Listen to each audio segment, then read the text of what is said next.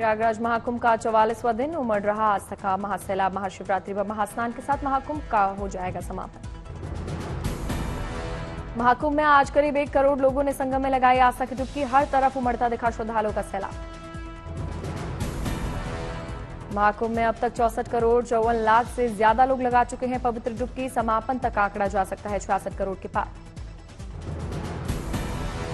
महाशिवरात्रि पर कल महाकुंभ में महास्नान की तैयारी। महास्नान के लिए महाकुंभ में देश विदेश से श्रद्धालुओं का पहुंचना जारी। कल महाकुंभ में महास्नान में उमड़ने वाली भीड़ बनी प्रशासन के लिए चुनौती। श्रद्धालुओं की भारी भीड़ को देखते हुए की गई विशेष तैयारी। भारी भीड़ को नियंत्रित करने के लिए महाकुंभ क्षेत्र में आज शाम 4 बजे से गाड़ियों की एंट्री की गई बंद। प्रयागराज शहर में शाम 6 बजे से गाड़ियों की एंट्री पर लगी रोक। बड़े अफसरों को सौंपा गया यातायात प्रबंधन का काम। प्रयागराज पहुंचने वाले हर मार्ग की सौंपी गई जिम्मेदारी।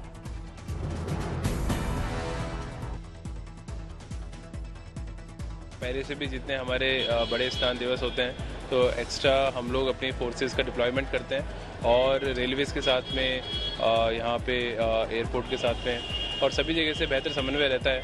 और जितनी हमारी पार्किंग, प्रशासन ने श्रद्धालुओं के लिए किए हैं शटल के इंतजाम। कहा श्रद्धालु संयम का परिचय दें और अफवाहों पर ध्यान न दें। सभी से ही अनुरोध है आपके माध्यम से कि इतने दिवस से लगातार इतने करोड़ लोग यहाँ पर आए हैं और सभी ने बहुत संयम का परिचय देते हुए अमृत स्नान किया है। तो आगे भी कल का जो दिन है उसी प्रकार का संयम का और एक प्रसन्नता का अनुभव करते हुए स्नान करें और ये जो महाकुंभ का पूरा पर्व है उसका सुखद समापन करें। महाकुंभ में सुरक्षा और इंतजामों पर सीएम योगी की नजर। मेला क्षेत्र की कर रहे हैं मॉनिटरिंग। अधिकारियों को दे रहे हैं जरूरी दिशा निर्देश। महाकुंभ मेला क्षेत्र में इंतजाम और जवानों को गश्त बढ़ाने के साथ प्रयागराज शहर के 26 शिवालयों में की गई सुरक्षा के पुख्ता इंतजाम। महाशिवरात्रि के स्नान को लेकर रेलवे ने की खास तैयारी। रेल प्रशासन महाशिवरात्रि पर श्रद्धालुओं के लिए चला रही है कई स्पेशल ट्रेनें। एनजीटी ने प्रयागराज महाकुंभ में एयर क्वालिटी इंडेक्स को ठीक बताया और कहा मेले का वातावरण साफ बना हुआ है। महाकुंभ में श्रद्धालुओं को साफ वातावरण प्रदान करने के लिए लगातार पानी की बौछार की जा रही है। वातावरण को स्वच्छ रखने के लिए मशीनें लगाई गई हैं और लगातार स्प्रिंकलर किया जा रहा। महाशिवरात्रि के स्नान को लेकर प्रशासन सख्त, कई लेयर में तैनात होंगे जवान। महाकुंभ मेले के आखिरी 2 दिनों तक सुरक्षा के कड़े इंतजाम। 2 तरीके से तैनात होंगे जवान। शिवरात्रि पर मनकामेश्वर मंदिर और शंकर जी के मंदिर में श्रद्धालुओं की सुरक्षा के लिए अलग से पुलिस फोर्स की तैनाती। संगम में स्नान करने वाले भक्तों के लिए अलग से फोर्स की तैनाती। डीआईजी वैभव कृष्णा ने कहा मेला क्षेत्र का ड्रोन कैमरे के जरिए भी मॉनिटरिंग की जा रही है। पूरा प्रयागराज को नो व्हीकल जोन किया गया घोषित। डीआईजी वैभव कृष्णा ने कहा फोर्स को ग्रुप में बांटकर टुकड़ियों में तैनात किया गया। 26 तारीख के स्नान के बाद आवश्यक औपचारिकताएं पूरी की जाएंगी। महाशिवरात्रि पर महाकुंभ में स्नान के लिए आने वाले श्रद्धालुओं के लिए विशेष इंतजाम। भक्तों के लिए बनाए गए कई घाट।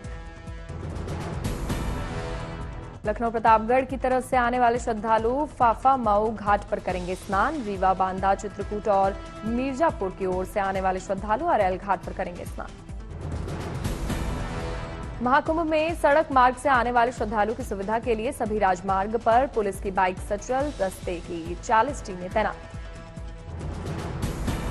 महाशिवरात्रि पर श्रद्धालुओं को शिवालयों में जल चढ़ाने के लिए भी जाने की अनुमति दी। राज्य के सभी शिवालयों पर पुलिस बलों की नियुक्ति। संगम में स्नान के बाद प्रयागराज स्टेशन पहुंच रहे हैं श्रद्धालु। कई किलोमीटर तक लगी भक्तों की लंबी लाइन।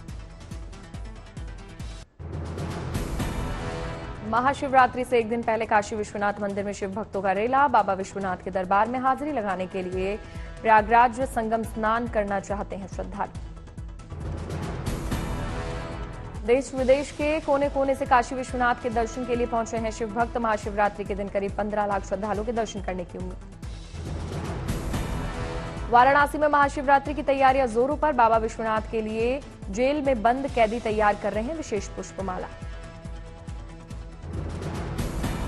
महाकुंभ से धर्म नगरी काशी पहुंचे नागा साधु संतों की महाशिवरात्रि के दिन संपन्न होगी पूरी साधना। कल गाजे बाजे के साथ 5 अखाड़ों की निकलेगी पेशवाई।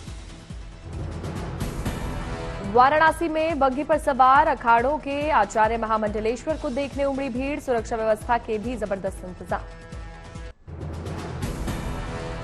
महाशिवरात्रि के मौके पर प्रथम ज्योतिर्लिंग सोमनाथ के मंदिर में बड़ी तादाद में पहुंचे श्रद्धालु, मंदिर प्रशासन की व्यवस्था से खुश दिखे श्रद्धालु। भगवान भोलेनाथ की आरती के दौरान पूरे मंदिर परिसर के माहौल को दिखी दिव्यता, भक्तों ने लगाए बम बम भोले के जयकारे। हमीरपुर में लमलेश्वर शिव मंदिर की महिमा अपरंपार, हर 4 साल में शिवलिंग बढ़ता है 1 तिल। मौजूदा समय में 9 फीट तक बढ़ चुका है शिवलिंग।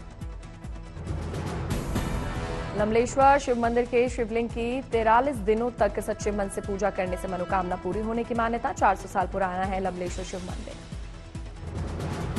अयोध्या में रामलला के दर्शन के लिए उमड़ी श्रद्धालुओं की भारी भीड़, रामलला के दर्शन के लिए श्रद्धालुओं में दिखा जबरदस्त उत्साह। महाशिवरात्रि के दिन केदारनाथ के कपाट खुलने का दिन होगा तय। इन दिनों बर्फ की सफेद चादर से ढका हुआ है केदारनाथ धाम। केदारनाथ धाम में महेश रूप से पूजे जाते हैं भगवान शंकर। 12 ज्योतिर्लिंगों में केदारनाथ धाम का ही विशेष महत्व। द्वापर युग में पांडवों ने की थी मंदिर की स्थापना। महाशिवरात्रि के दिन उज्जैन के महाकाल का होगा विशेष श्रृंगार, रात भर मंदिर में होगा पूजा पाठ। महाशिवरात्रि के दिन दोपहर 12 बजे महाकाल की भस्म आरती की परंपरा है। पिछले 9 दिनों से भगवान महाकाल ने अलग अलग स्वरूपों में भक्तों को दिए दर्शन। महाशिवरात्रि के मौके पर 8 ज्योतिर्लिंग औंधा नागानाथ में बाबा नागेश्वर के दर्शन के लिए उमड़ने लगी शिव भक्तों की भीड़। भक्तों ने किया भोलेनाथ का जलाभिषेक। रामेश्वरम मंदिर में महाशिवरात्रि के दिन लगती है भक्तों की भारी भीड़। महाशिवरात्रि से पहले धूमधाम से नगर भ्रमण के लिए निकलती है भगवान की डोली। 12 ज्योतिर्लिंगों में से एक रामेश्वरम में है पिंडदान की परंपरा। यहां श्राद्ध करने से पितरों को मिलती है मुक्ति। खंडवा के ओंकारेश्वर में महाशिवरात्रि को लेकर श्रद्धालुओं की उमड़ी भीड़। यहां भगवान भोलेनाथ स्वयंभू रूप में हुए हैं प्रकट। प्रयागराज में महाशिवरात्रि पर श्रद्धालुओं को मुफ्त में दी जा रही है शटल बस सेवा। करीब 500 से ज्यादा बसों को श्रद्धालुओं की सहूलियतों के लिए चलाया जा रहा है। उत्तराखंड के केदारनाथ धाम मंदिर के जैसा दिल्ली में बना महादेव मंदिर। शिवलिंग के स्थापना के साथ हुआ प्राण प्रतिष्ठा।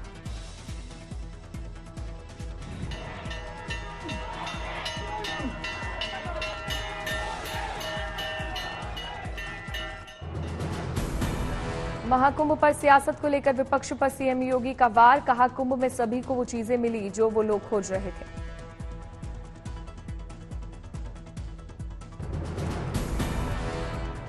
महाकुंभ में जिसने जो तलाशा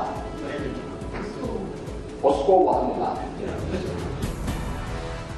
सीएम योगी ने विपक्ष पर साधा निशाना। कहा विपक्ष को महाकुंभ को फालतू लगता है, बार बार दुष्प्रचार करता है विपक्ष।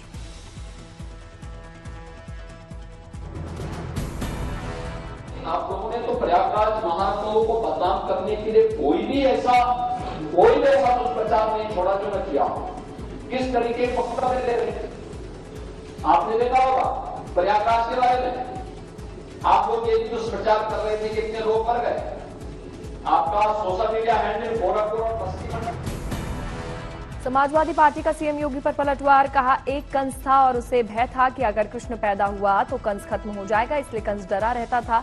यही स्थिति यहां की भी है। कांग्रेस ने भी सीएम योगी पर किया वार। कहा हम सिर्फ विरोध नहीं कर रहे हैं, हमने जो देखा वही कहा।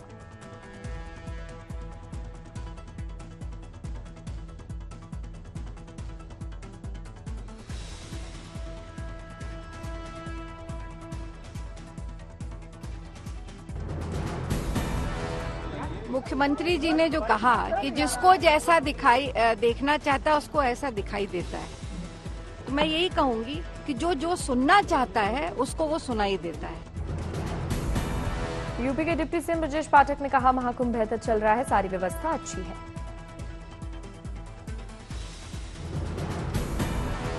हिमाचल प्रदेश के सीएम सुक्खू ने संगम में लगाई आस्था की डुबकी। कहा कुंभ एक आस्था का विषय है, हम सौभाग्यशाली हैं कि हम कुंभ में स्नान करने आए। हमारी संस्कृति का, तो इसमें स्नान करने का हम सबको परिवार समेत मौका मिला है। हम सब खुशी अनुभव करते हैं। यूपी विधानसभा में सीएम योगी ने समाजवादी पार्टी पर साधा निशाना। कहा, सपा की सरकार में सभी योजनाओं का नाम समाजवादी से जोड़ा जाता था, लेकिन अब सभी योजनाएं अपने नाम से जानी जाती हैं। महाकुंभ में जिसने जो तलाशा उसको वह मिला है। सीएम योगी ने कहा, 2017 से पहले यूपी में केवल 17 मेडिकल कॉलेज थे, लेकिन हर जिले में मेडिकल कॉलेज का निर्माण तेजी से चल रहा है। सीएम योगी ने समाजवादी पार्टी पर कसा तंज। कहा, समाजवादी पार्टी और कांग्रेस का आचरण एक है, दोनों बीजेपी से लड़ते लड़ते देश से लड़ने लगते हैं। समाजवादी पार्टी का जो आचरण जिस देश से था वह, या कांग्रेस का जो आचरण था वह किसी भी दिशा में भारत को बदनाम करने। 1984 सिख दंगा मामले में सज्जन कुमार को उम्र कैद। राउज एवेन्यू कोर्ट ने सुनाया फैसला। दिल्ली पुलिस और पीड़ितों ने इस मामले को रेयरेस्ट ऑफ रेयर की कैटेगरी में मानते हुए सज्जन कुमार के खिलाफ की थी फांसी की सजा मांग। पुलिस ने कोर्ट में दी गई दलीलों में कहा था, यह मामला निर्भया केस से भी ज्यादा संगीन है। इसमें एक समुदाय विशेष के लोगों को टारगेट किया गया। दिल्ली विधानसभा में सीएजी रिपोर्ट पेश। सीएम रेखा ने पेश की रिपोर्ट। 2 दिन के लिए बढ़ाया गया विधानसभा सत्र। सीएजी रिपोर्ट को लेकर बोले स्पीकर विजेंद्र गुप्ता। कहा, सीएजी रिपोर्ट को लेकर भ्रम फैलाया गया।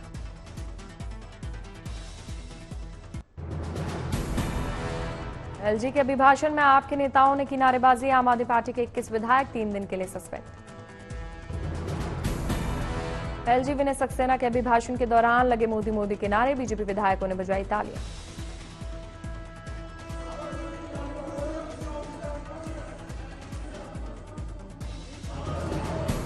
एलजी विनय सक्सेना ने कहा, सरकार 5 प्रमुख चीजों पर काम करेगी। यमुना प्रदूषण, भ्रष्टाचार मुक्त शासन, अनाधिकृत कॉलोनियों को वैध करने पर होगा फोकस।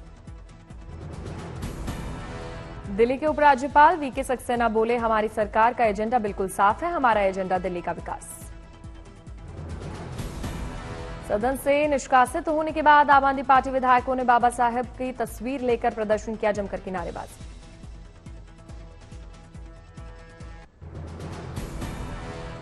आतिशी ने बीजेपी पर लगाया सीएम ऑफिस से बाबा साहब की तस्वीर हटाने का आरोप। कहा, बीजेपी ने सभी जगहों से बाबा साहेब की तस्वीर हटाकर मोदी जी की तस्वीर लगा दी है। भारतीय जनता पार्टी ने बाबा साहब भीमराव अंबेडकर की तस्वीर हटाकर प्रधानमंत्री नरेंद्र मोदी जी की तस्वीर लगा दी। आतिशी के आरोप पर सीएम रेखा गुप्ता ने किया पलटवार। कहा, भ्रष्टाचार को छिपाने के लिए आम आदमी पार्टी का प्रपंच है। भ्रष्टाचार को, अपनी कारगुजारियों को बाबा साहब के पीछे, आदरणीय हमारे शहीद भगत सिंह जी के पीछे छिपाने का ये इनका प्रपंच है। वीरेंद्र सचदेवा ने आम आदमी पार्टी पर साधा निशाना। कहा, भ्रष्टाचार को छिपाने के लिए हंगामा कर रहे हैं। लैंड फॉर जॉब स्कैम में लालू परिवार को बड़ा झटका। लालू, तेजस्वी और बाकी नामजद आरोपियों को कोर्ट ने किया समन। नौकरी के बदले जमीन मामले में लालू यादव सहित सभी आरोपियों को 11 मार्च को पेश होने का आदेश। कोर्ट ने सुनवाई के दौरान कहा, प्रेमचंद गुप्ता लालू यादव के सहयोगी के तौर पर काम करते थे। सीबीआई ने मामले में 30 सरकारी कर्मचारियों सहित कुल 78 लोगों को नामजद किया है। इसमें भोला यादव, प्रेमचंद गुप्ता को किया गया तलब। पटना में सीएम नीतीश कुमार ने जेपी नड्डा से की मुलाकात। बिहार के दोनों उप मुख्यमंत्री समेत मंत्री मंगल पांडे और विजय चौधरी रहे मौजूद। गुवाहाटी में एडवांटेज असम 2.0 समिट का शुभारंभ। पीएम मोदी समेत कई मंत्री हुए शामिल। समिट में 60 से ज्यादा देशों के प्रतिनिधि हुए शामिल। 2 दिन तक चलेगा समिट। समिट में बोले प्रधानमंत्री मोदी। कहा, पूर्वी भारत आज एक नए भविष्य की शुरुआत करने जा रहा है। एडवांटेज असम पूरी दुनिया को जोड़ने का एक महाअभियान।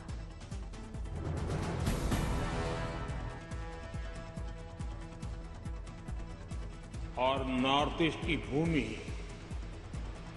आज एक नए भविष्य की शुरुआत करने जा रही है। एडवांटेज आसाम पूरी दुनिया को असम के पोटेंशियल और प्रोग्रेस से जोड़ने का एक महाअभियान है। पीएम मोदी ने कहा, असम में विकास हो रहा है। पहले ब्रह्मपुत्र नदी पर 3 पुल थे, लेकिन बीते 10 सालों में 4 नए ब्रिज बनाए गए। संयुक्त राष्ट्र ने रूस को यूक्रेनी क्षेत्र से तत्काल हटाने के समर्थन वाले एक प्रस्ताव को दी मंजूरी। प्रस्ताव के पक्ष में पड़े 93 वोट और विरोध में 18 वोट डाले गए। संयुक्त राष्ट्र सुरक्षा परिषद में भी युद्ध को खत्म करने के अमेरिका द्वारा तैयार मसौदे वाला प्रस्ताव हुआ पास। प्रस्ताव के पक्ष में 10 वोट पड़े। यूके और फ्रांस समेत 5 देश वोटिंग में गैर हाजिर रहे।